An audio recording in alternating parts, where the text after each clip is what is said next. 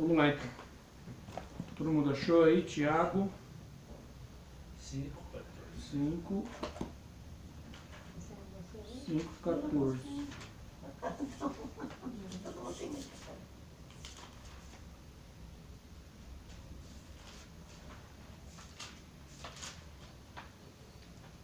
Vamos lá. Essa aqui é a referência bíblica do Novo Testamento para unção com óleo, tá? Unção com azeite.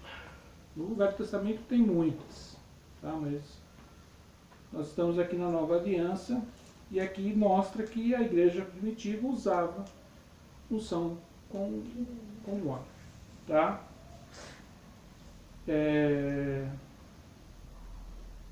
Vamos ler a partir do 13. Está alguém entre vós sofrendo? Faça oração. Está alguém alegre? Cante louvores.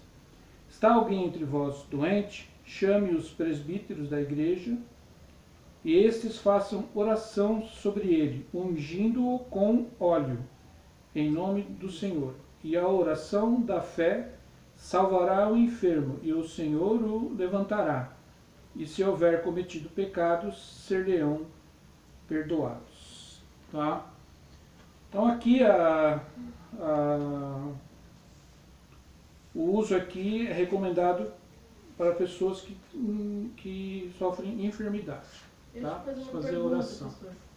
Antes que eu esqueça. Aqui é o Novo Testamento e ele fala em igreja. Primeiro ele fala, chame um presbítero, alguém acima de você. Da igreja. Da igreja. Então... É simples, gente. Igreja, naquele tempo, era só a reunião dos santos, como nós estamos fazendo aqui. Lá não existia templo, Jesus está se referindo a templo. Nem existia templo Entende? nessa época também. Eu expliquei na aula anterior, os primeiros templos só começaram a ser, vamos dizer assim, a serem usados a partir do 3º século, com Constantino e tal, que ele passou os templos dos deuses gregos, dos deuses romanos, para os cristãos. Aí começou, e aí houve a institucionalização da igreja, tal. Esses presbíteros são aquelas pessoas que os apóstolos consagravam para tomar conta, para pastorear as igrejas. Entende? Para pastorear, tipo, para cuidar, né, daquelas pessoas, né, naquele lugar. E os apóstolos, eles não são como esses apóstolos auto-intitulados de hoje aí, que ficam num lugar só. Nada disso. O apóstolo, ele era um itinerante, viajava, ele saía. Em cada lugar eles estabeleciam uma igreja e eles deixavam um presbítero, ou até mais presbíteros. Era chamado de bispos também. Tá? Que ficava, eles eram como um pastor. É que depois que teve o derramamento do Espírito Santo que se manifestou ali, aí se formou grandes grupos de pessoas buscando a Jesus, conhecendo o Evangelho de Cristo, né, através dos apóstolos. Aí foram formando grupos grandes e formaram pessoas para cuidar desses grupos, não é isso? Exatamente. Mas ainda nesse tempo a igreja se reunia em casas. Quando havia um grupo grande, eles iam para bosques, ou alugavam um cenáculo, sim, mas não alugavam para ficar se reunindo toda vez, como me fazem hoje. Alugavam para isso, né? Como Jesus alugou ou emprestou um cenáculo para fazer a última ceia, né? É a mesma coisa. Então, mas não é a igreja no sentido de hoje. A igreja, na verdade, é o ajuntamento dos cristãos, quando eles se reúnem. Não tem nada a ver com denominação, instituição denominacional. Isso não existia nesse tempo. Nem se cogitava de se fazer. Não, o Espírito Santo jamais conduziu a igreja para a institucionalização. A institucionalização da igreja foi uma coisa humana. E aquele da novela lá, que quando Jesus saiu quebrando tudo? Aquele era o templo judaico. Sinagoga, né? Não, era o templo dos judeus. Os judeus tinham um templo. Entende? Então as pessoas falam, mas Jesus foi ao templo. Os apóstolos iam no templo. Não tem nada a ver com esse templo de hoje. o templo, eles não iam no... Na verdade, o templo só podia entrar os sacerdotes, gente. O povo não entrava ali no templo mesmo.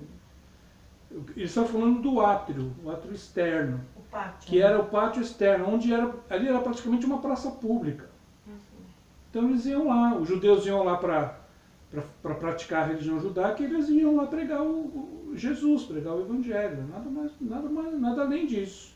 É como se a gente saísse daqui e fosse na praça ali, pregar o Evangelho para as pessoas, a mesma coisa. Mas Jesus ficou irado porque ele estava vendendo coisas. Em nome de Deus. Porque o templo era do Senhor, Sim. era de Deus.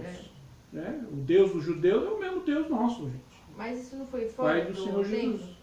Foi fora do templo. Mesmo assim, no Jesus átrio. não gostou. Não, É como não, se porque fosse ali estava sendo realizado o comércio. Aqui não tem muito tempo, senão vai sair muito do assunto. Entende? Ali se fazia um comércio, como é que é? Como é que eu vou dizer? Eles criaram uma moeda que só era possível ser usada dentro do templo. Então a pessoa ela era obrigada a comprar as coisas que se vendiam no templo. Ela não podia trazer de casa um novilho, muitos vinham de muito longe, então eles tinham que comprar ali. Então eles tinham os câmbios, Jesus falou sobre as mesas dos cambistas. Eles recebiam dinheiro, os dracmas, as moedas romanas, e trocavam por aquela moeda, tipo um valezinho do templo. Para ele ir lá no templo ele comprava os animais para o sacrifício, tal. Então aquilo era um lucro, dava um lucro enorme para os sacerdotes. Eles não podiam trazer de fora, tinha que... Então, e Jesus achou, aquilo era uma abominação, Jesus considerou aquilo uma abominação. Eles transformaram os fazeres da casa do meu pai em uma casa de ladrões, uma casa de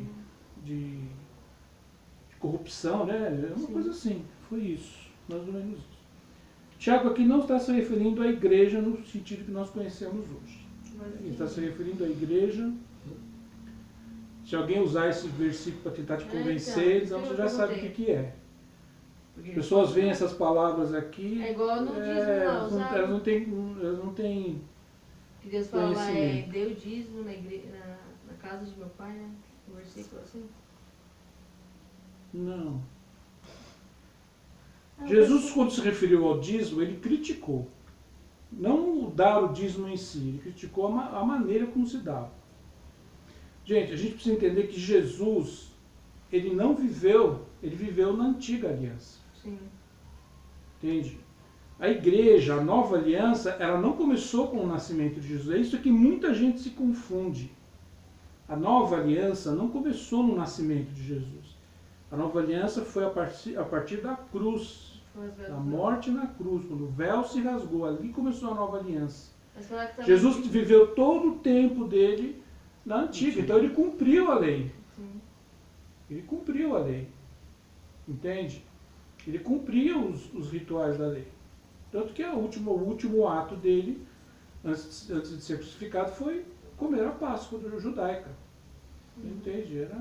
Então ele viveu na antiga aliança. Ele teve o seu ministério todo na antiga. Ele fez o que? A transição. Ele fez a transição da antiga para a nova. Entende? Então a gente vê Jesus tratando de algumas coisas ali a respeito do templo, a respeito da lei, tal. Jesus, não, tá vendo? Jesus mandou fazer, mas Jesus não mandou. Ele cumpria a lei como judeu, gente. É porque esse pastor usou uma palavra. Eles usam mesmo. O Novo Testamento fala, eles dizem, Deus fala. Eles usam mesmo. Diz, Jesus ia no templo, Jesus ia, os apóstolos iam para o templo. No Atos fala que os apóstolos iam no templo de testificar Jesus, que eles curaram lá o paralítico no templo, tal. E, sabe, faz aquela lambança toda, aquela bagunça toda, só para você não parar de ir no templo dar o dízimo na igreja deles.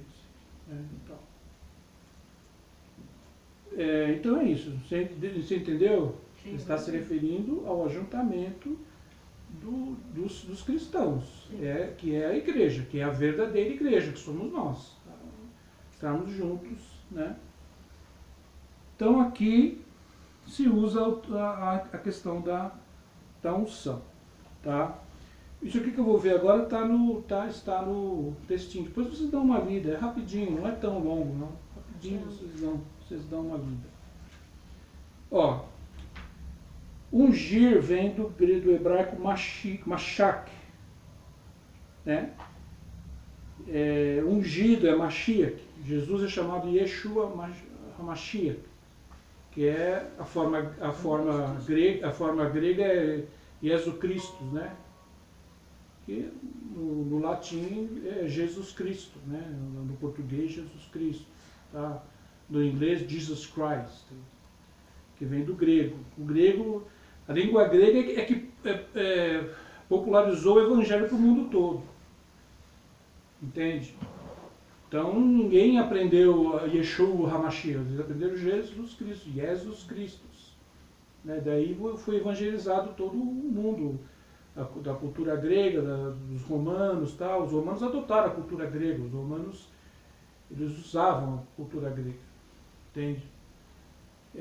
Agora tem um grupo aí, principalmente na internet, que está aí obcecado, não, esse pessoal que usa o nome Deus ou o nome Jesus são nomes pagãos. Aí, gente, tanta babaquice que a gente vê aí pela internet, que se vocês se depararem com isso, ignora. É um povo assim. Muita gente que está fazendo como a gente aqui, que não está frequentando igreja, eles estão se abrindo para um monte de bobagem, gente.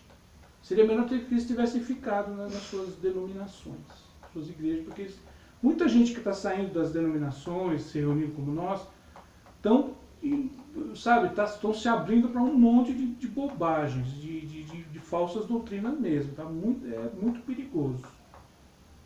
Tem gente que já não crê mais na Trindade. Tem esse pessoal aí do nome, que fala que quem fala o nome Deus, o nome Jesus, está usando os nomes pagãos, que vai para o inferno, porque está usando os nomes pagãos. Eles não creem no Evangelho de João. Gente, olha, tá uma bagunça esse pessoal aí. Então cuidado com grupos também que estão fora das denominações, mas que estão se abrindo para um monte de doutrinas falsas também. Entende? Eles não têm mais um pastor, vamos dizer assim, lá, uma instituição, mas eles estão sim, se liberando para um monte de mentiras também. Então a gente tem que, é como o rapaz falou no vídeo aí, vamos ter equilíbrio, gente. Calma. Vamos continuar na Bíblia, na palavra. Nós estamos voltando para a igreja primitiva, não estamos saindo da igreja, não. Nós estamos voltando para a forma primitiva da igreja. Tá? Então, a unção com óleo ela é o sinal visível de propriedade divina para reconhecimento no mundo espiritual. Por isso que nós usamos a unção. Ela ainda é reconhecida como um sinal. O óleo não tem nenhum poder em si mesmo, ele não tem nenhum poder sobrenatural em si mesmo, é apenas um sinal. Alguém ministrou aqui. Alguém invocou a Deus aqui, alguém orou por essa pessoa. Então, demônio, você toma a tua linha, cuidado aí. Entende? Seria mais ou menos isso.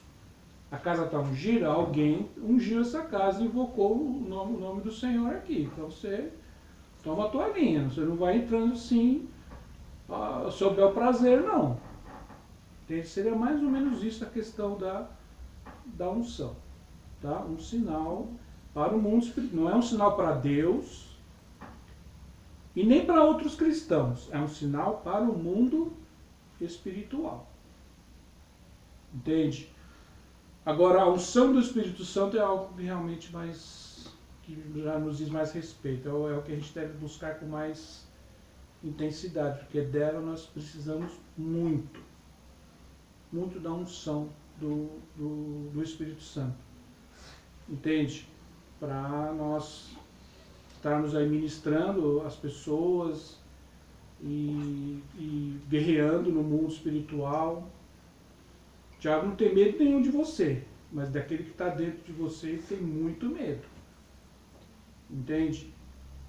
O que o apóstolo João diz? Maior é aquele que está em nós do que aquele que está no mundo. Então ele não teme você, Mas se você está cheio do Espírito Santo, você está sendo movido pelo Espírito Santo, então ele teme de ter que enfrentar você, ele foge de você.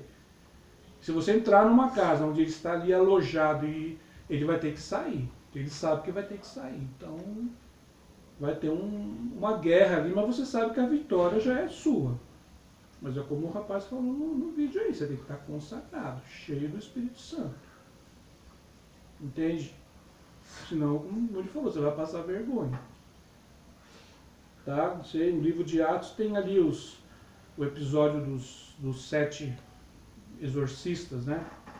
Filhos dos 7 judeus exorcistas que foram expulsar um demônio de estava manifestado num rapaz ali da cidade de Éfeso, acho que é. Né? Paulo estava evangelizando em Éfeso, Paulo estava ali estabelecendo igrejas em Éfeso, trabalhando em Éfeso, tal. Então esses judeus, eles eram exorcistas. Né? Naquele tempo isso era uma profissão. Tinha, né, aquele cara que desconjura os espíritos dos malignos dos outros, tal.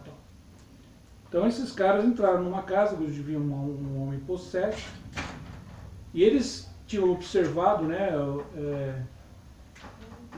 tudo bem, eles tinham observado a Paulo, né, pregando, fazendo o ministério dele. Então eles foram lá e falaram assim: nós te expulsamos em nome de Jesus a quem Paulo prega. Aí o demônio, incorporado no rapaz, virou para eles e falou: eu conheço Jesus e sei quem é Paulo, mas vocês eu não conheço. E a Bíblia diz, está no livro de Atos, aquele espírito se avançou naqueles 7 e deu uma surra no 7. E eles fugiram da... Então não basta só usar o nome de Jesus, não. Você tem que ter um relacionamento com Jesus. Tem que ter intimidade com Jesus. Você tem que estar imbuído com o Espírito Santo para você fazer esse trabalho. E esse é um tipo de trabalho que vai acontecer muito. Situações que vão acontecer muitas vezes. Entende? Quando a gente estiver, de repente, visitando famílias, tal, essas coisas. Então vocês entenderam a questão da unção com óleo? Entenderam, né? Que ela representa, ela é representativa, ela tem uma função também, é representativa, apenas um sinal, ela não é para Deus nem para os outros irmãos, ela é para o mundo espiritual.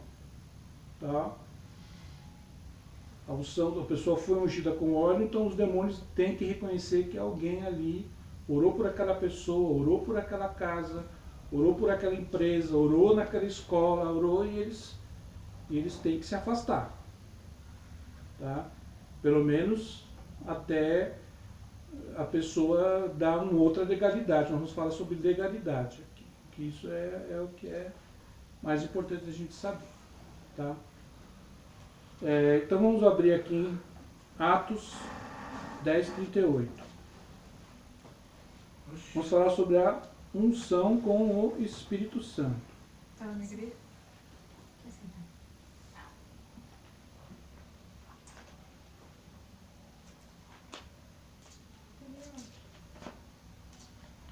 Atos. Leiam o livro de Atos, gente. Depois dos Evangelhos, leiam o livro de Atos. Ali mostra como a igreja trabalhava. A igreja primitiva, Atos 10:38.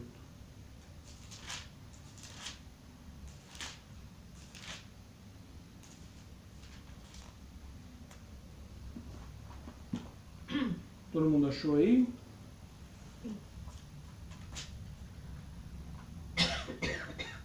Vamos ler a partir do 37. Vós conheceis a palavra que se divulgou por toda a Judéia, tendo começado desde a Galiléia, depois do batismo que João pregou. Como Deus ungiu, né, é o termo grego machak, né, ungiu, a Jesus de Nazaré com o Espírito Santo e com poder, o qual andou por toda parte, fazendo o bem e curando a todos os oprimidos do diabo, porque Deus era com ele. Por que a unção vem? para você libertar os oprimidos do diabo. Entende? Você precisa dessa unção do Espírito Santo, dessa autoridade, desse poder do Espírito Santo para realizar esse trabalho. A gente tem que fazer isso, não tem por onde escapar. Vamos só distribuir umas cestinhas básicas, vamos só fazer. Não, você vai ter que encarar o bicho de frente e mandar ele embora, porque ele tem que sair da vida das pessoas. Senão o reino de Deus não vai se instalar ali nunca. Você vai ficar anos ajudando uma família e eles nunca vão se converter a Jesus. Quando você não bater de frente com a opressão demoníaca que está na vida das pessoas. Então a gente não tem como escapar disso. Não tem como se livrar disso. A gente tem que encarar isso. Tá?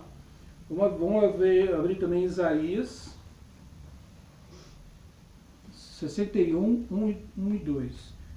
Esse é um dos textos que eu mais gosto na Bíblia. Isaías.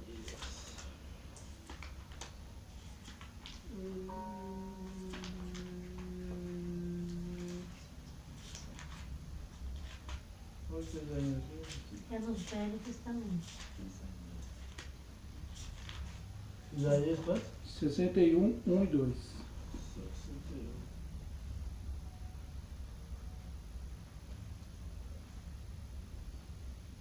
Todo mundo achou?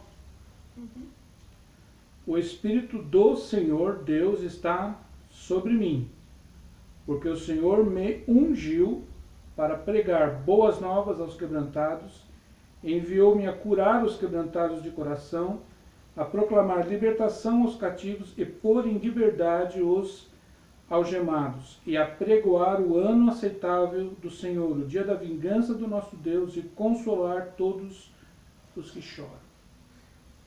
Por que os discípulos de Jesus receberam unção do Espírito Santo?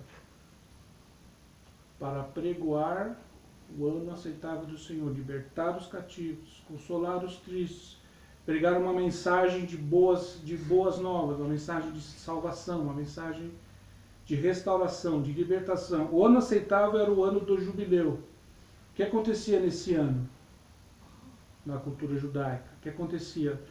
Todas as dívidas eram perdoadas, todos os escravos que estavam presos por causa de dívidas eram soltos, era o dia do perdão.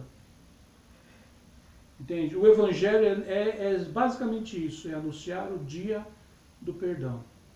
É anunciar às pessoas que, através de Jesus Cristo, elas são perdoadas, elas são restauradas. Deus apaga o passado delas, dá a elas uma nova chance, uma nova vida, a chance de viverem uma vida nova em Jesus. Tá? Isso aqui é o ano aceitável do Senhor. Na cultura judaica era o jubileu, mas no Evangelho é todo dia. Entende?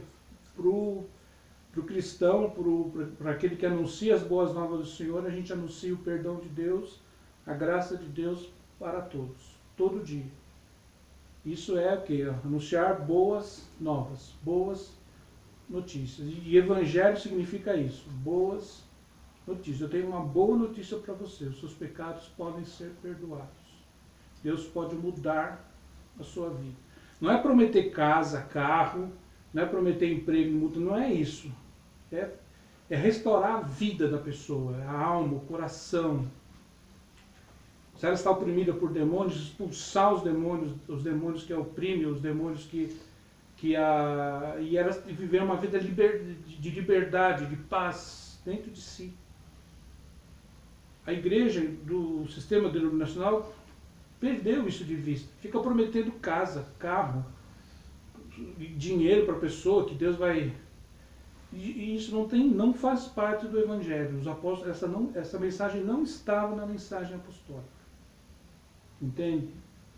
A mensagem apostólica é uma mensagem de libertação pessoal. Aquela pessoa oprimida, aquela pessoa sem paz, aquela pessoa sem alegria. A pessoa pode viver numa mansão, a pessoa pode ter 20 empresas e ela não tem paz dentro dela, gente. não tem paz. Você vê esses roqueiros aí, esses caras famosos do rock que se mataram? Então, tem vários aí, não sei. O que você não curte muito rock? Hoje não curte. Não, Dá. falando de coisas antigas, não que não Kurt Cobain, rico, famoso. O cara não tinha paz dentro dele, gente. Se matou. Não tinha paz, não tinha. O cara precisava de uma libertação pessoal, nunca teve. Nunca recebeu paz, alegria, que só Deus pode dar. O vocalista do Você é roqueiro. Do Linkin Park. Linkin Park, esqueci o nome dele. Teve várias pessoas famosas. Chesterton, tá, o remédio, né? O Robin Williams. o ator aquela- Robin Williams, a Winehouse lá. o Amy Winehouse morreu de overdose de drogas. São pessoas que não tinham paz, gente. Não tinham paz, tinha dinheiro, tinha Aquele também fama. brasileiro lá, qual é o nome dele? O Chorão, né? Chorão. Chorão também. Tinha fama, tinha riqueza, tinha dinheiro. Michael Jackson. Michael Jackson eu não sei. Ele bom, também. Também. Elvis Presley morreu também de overdose de drogas. São pessoas que não tinham paz, gente. Não tinham alegria. Então, você vê como a igreja atual, a igreja denominacional, se afastou do evangelho. Fica pregando riqueza material quando o que as pessoas precisam é libertação pessoal. Precisam de paz na sua alma, precisam receber alegria, receber paz, se sentirem livres. E é isso que o Evangelho traz. É isso que Jesus traz para as pessoas. Não é prosperidade material, é prosperidade espiritual. A pessoa se encontrar em Cristo, encontrar um propósito para a sua vida. Então isso aqui é a unção do Espírito Santo faz. Quando você recebe a unção do Espírito Santo, ele te dá o quê? Capacidade, autoridade para pregoar e implantar o reino de Deus nas pessoas e nas comunidades. Foi o que Jesus fez e foi o que ele mandou os seus discípulos fazerem. Mas ele disse, ficai na cidade até que do alto sejais revestidos de poder. Não comecem o trabalho antes de receber o Espírito Santo. Não, para aí. Primeiro vocês têm que se revestir do Espírito Santo. Serem ungidos com o Espírito Santo. Serem batizados com o Espírito Santo. Depois, aí vocês estarão capacitados com autoridade para fazerem esse trabalho. Porque a oposição a ele vai ser muito grande. Vocês precisam de poder. Vocês precisam de poder que convença as pessoas, o poder que sensibiliza as pessoas, e mesmo com todo esse poder, muitos vão rejeitar.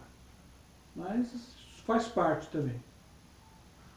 Muita gente vai rejeitar, muita gente não vai querer, muita gente vai de repente não vai querer mais amizade com você, não vai querer mais, mas faz parte. Faz parte do pacote, vamos dizer assim. Mas você sabe que está fazendo a vontade de Deus, está fazendo o trabalho de Deus, a obra de Deus.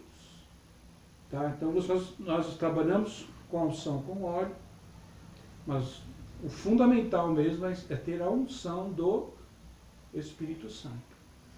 Tá? Buscarmos essa unção do Espírito Santo. Através da oração, da adoração, do louvor.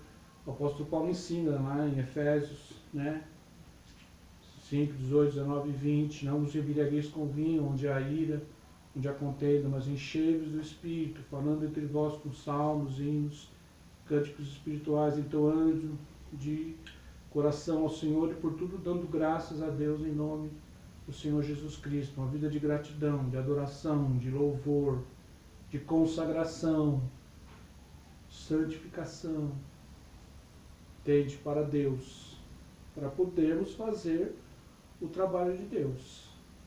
Tá? Podemos realizar, realmente, efetivamente, estarmos realmente ajudando as pessoas a terem essa libertação da opressão demoníaca, da tristeza, da depressão. Hoje a depressão ela está alastrada, principalmente no meio dos jovens, até crianças se matando por aí, jovens se matando, jovens se drogando, bebendo até cair, como se fosse sabe?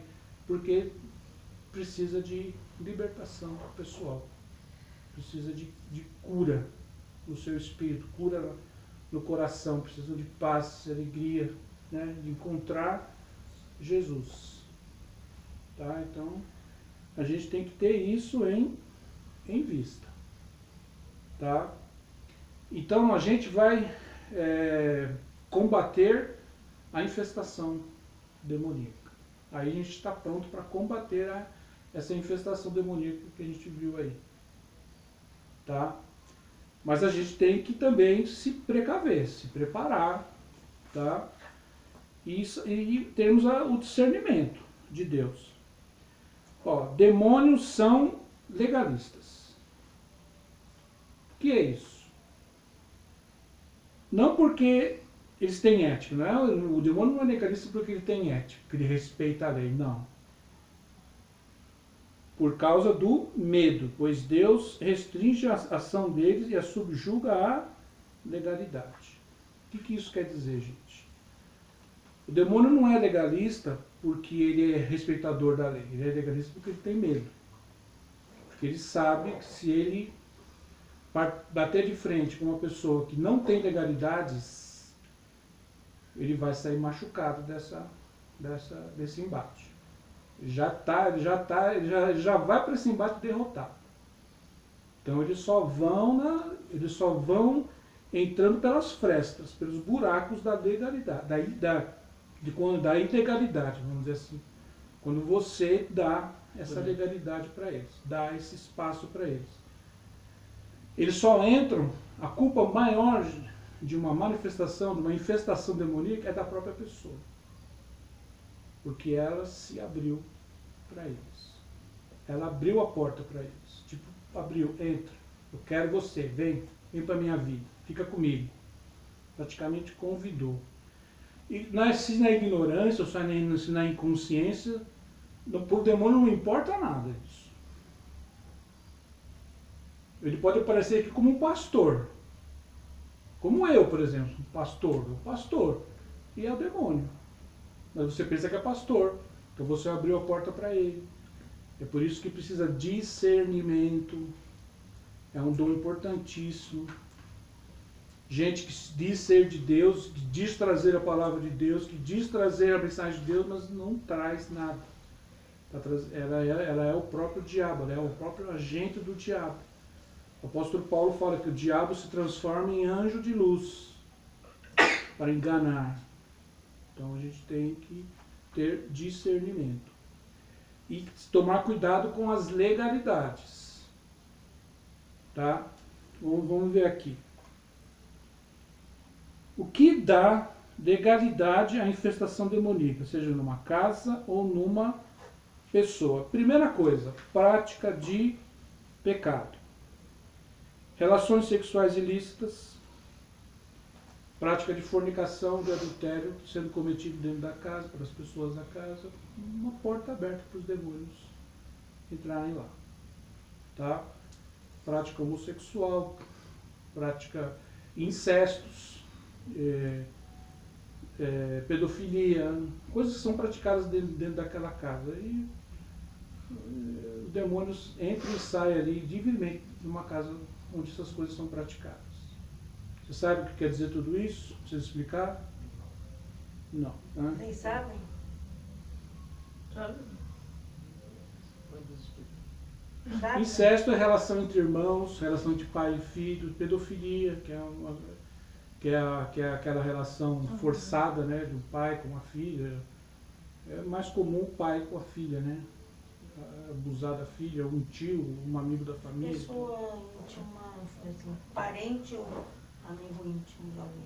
Pode ser raro, mas acontece. Assim, um amigo íntimo, um homem, por exemplo, um amigo da família, um cara, tem uma relação com uma mocinha, uma menina de menor, entendeu? O que é pedofilia, nome de pedofilia. Né? A mulher, o marido está fora trabalhando, a mulher recebe o amante em casa. Ou a mulher está fora trabalhando, o marido recebe o amante dele em casa. Porta aberta para os demônios. Adultério. Tá? adultérios, fornicações, pessoas solteiras praticando sexo dentro da casa, porta aberta para os demônios entrarem, legalidade. O demônio chega para o anjo assim que está na casa, ó, aí, o que eles estão falando? O anjo não pode fazer nada. Ele vai entrar. Até que a pessoa reconheça o pecado, se arrependa e abandone aquela prática para ser liberta. Por isso que a questão não é só ir expulsando o demônio dentro das casas, tem que se pregar o evangelho, ensinar as pessoas. Entende? Ensinar. Roubos, a pessoa faz furtos, roubos e tem objetos de roubo dentro da casa. Não, a porta aberta para os demônios também. Guarda coisas roubadas dentro de casa.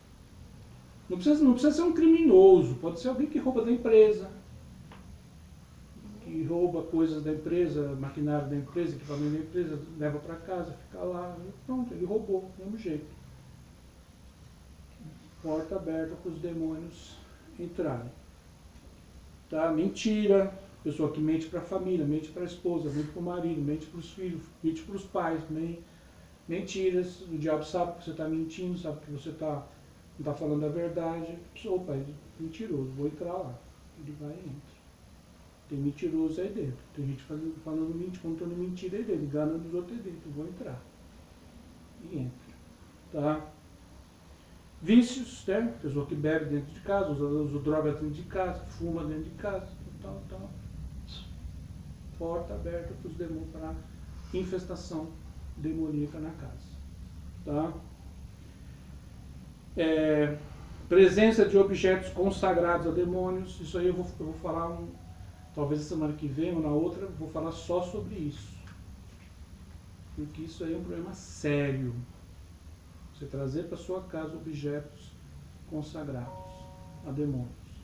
Brinquedos, filmes em DVD, coisas que você vê na internet, produtos. Infelizmente, não é uma questão de ser legalista, mas acontece. A gente tem que ter discernimento. E aprender a orar. Entende? Se você, na dúvida, você comprou um objeto, ganhou um presente, ora. Pede para Deus, ó, posso colocar esse objeto na minha casa? Se você tiver intimidade com o Espírito Santo, ele vai dizer, pode colocar. Você está orando, ou ele vai dizer, não coloca. Se desfaz disso. Tem que ter intimidade com Deus. Tem empresas que fabricam brinquedos que consagram os seus brinquedos para entidades demoníacas.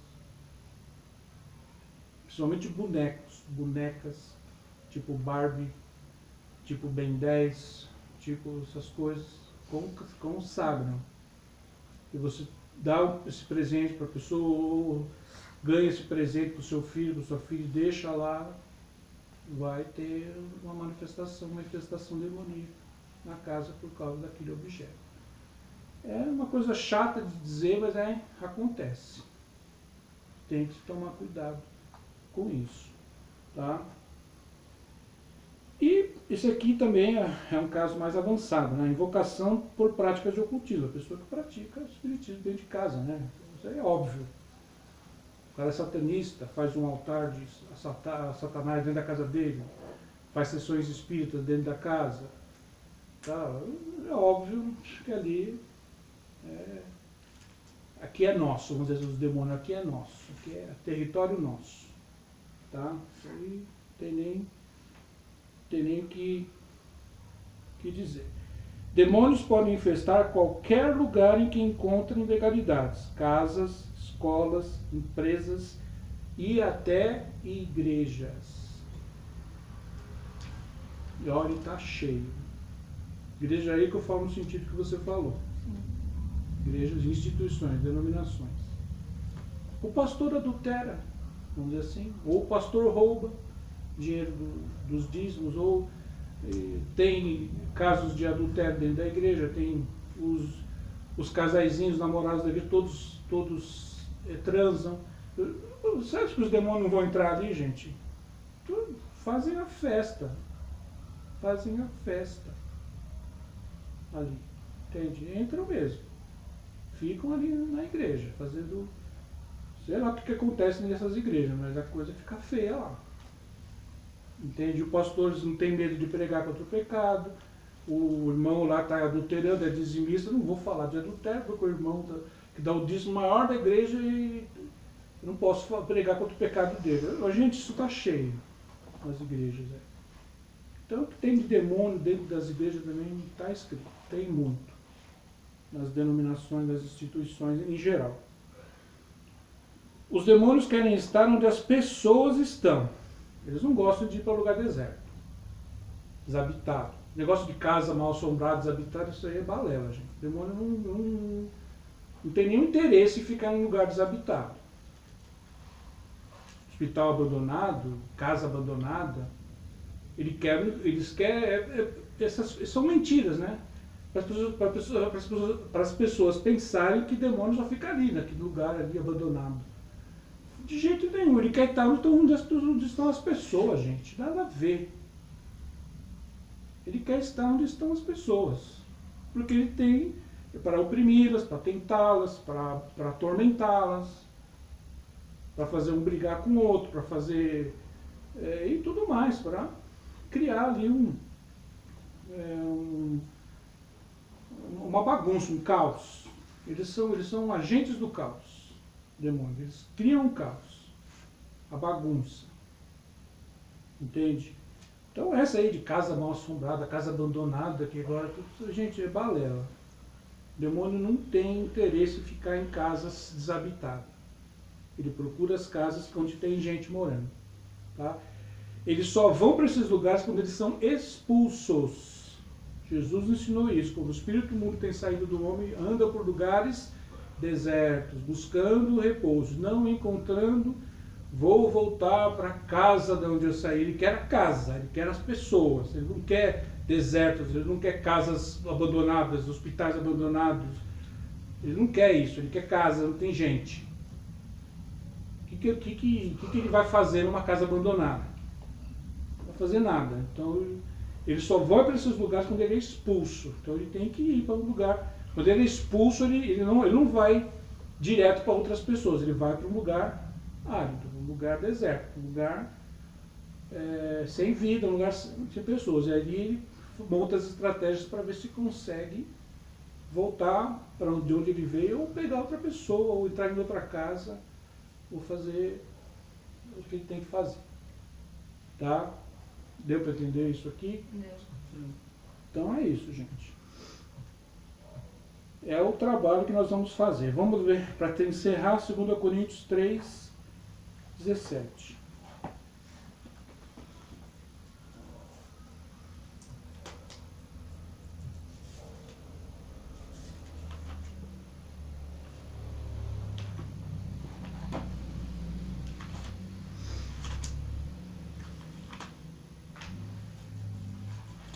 Segunda Coríntios 3. 3:17.